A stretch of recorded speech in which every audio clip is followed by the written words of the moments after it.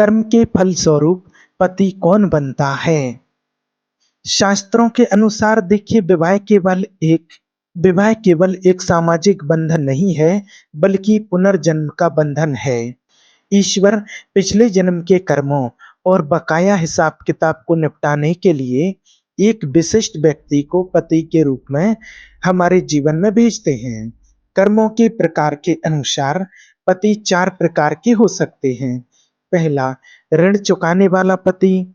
अगर आपने पिछले जन्म में किसी से कुछ लिया है लेकिन उसे वापस नहीं किया है, तो हो सकता है कि वो व्यक्ति इस जन्म में आपका पति बनकर आपसे वो कर्ज वसूलने आए। कई मामलों में ऐसा देखा जाता है कि पत्नी पूरी जिंदगी मेहनत करने के बाद भी अपने पति का ध्यान अपनी ओर आकर्षित नहीं कर पाती हैं, अपने पति का ध्यान अपनी ओर नहीं खींच पाती हैं।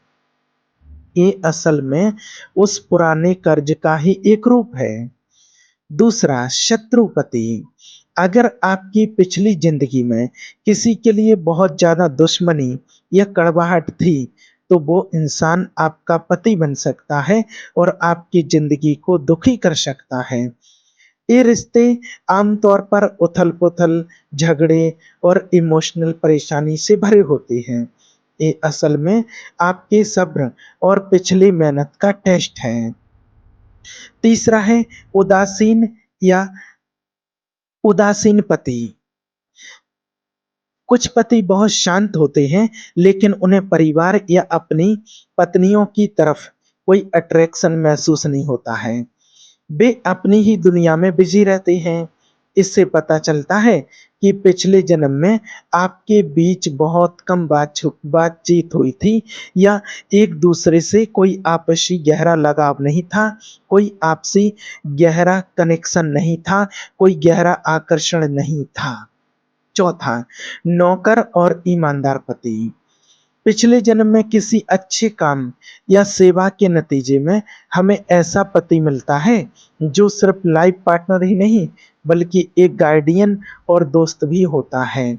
इस तरह का पति सेवा और देखभाल के जरिए आपकी जिंदगी को खुशहाल बनाता है, आपकी हर जरूरत को पूरा करता है, आपके दुख में साथ देता है और आपके दुख को अपना दुख समझता है और दुख में भी आपको गाइड करता है, आपको लक्ष्य दिखाता है और सही मार्ग पर आपको ले जाता है। ये असल में आपके किए गए किसी अच्छे काम का नतीजा होता है। प्रकृति का उत्तम निर्णय। पति पत्नी का रिश्ता एक दूसरे के प्रति समर्पण पर आधारित होता है। दोनों का समर्पण, लेकिन याद रखें, वर्तमान जीवन में किए गए आचरण और भक्ति से ही हमारा भविष्य का कर्म बनता है। पति चाहे जैसा भी हो, यदि हम उससे सेवा और धैर्य के साथ स्वीकार करते हैं, तो अनेक बुरे कर्म निष्फल हो जाते हैं, यहाँ तक कि बुरे कर्म भी नष्ट हो जाते हैं। ये हमारे शर या धन को विश्राम देने का स्थान नहीं है, बल्कि अंततः शांति केवल श्री गोविंद के चरणों में ही मिलती है। संसार के सभी दायित्वों को पूरा करने के बाद भी हमारा लक्ष्य सर्वोच्च भगवान की सेवा करना होना चाहिए, ना कि मायावी संसार में अटके हुए रहना चाहिए।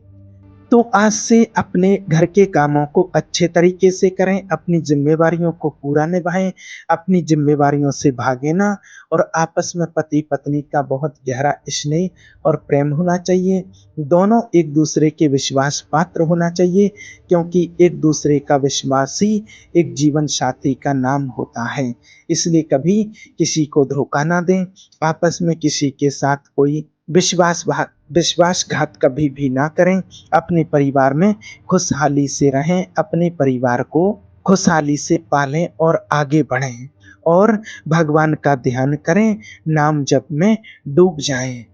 अगर आपको वीडियो पसंद आया हो तो इसे आगे शेयर करें, अपने मित्रों के साथ शेयर करें, क्योंकि वे भी इस सत्य को जान सकें।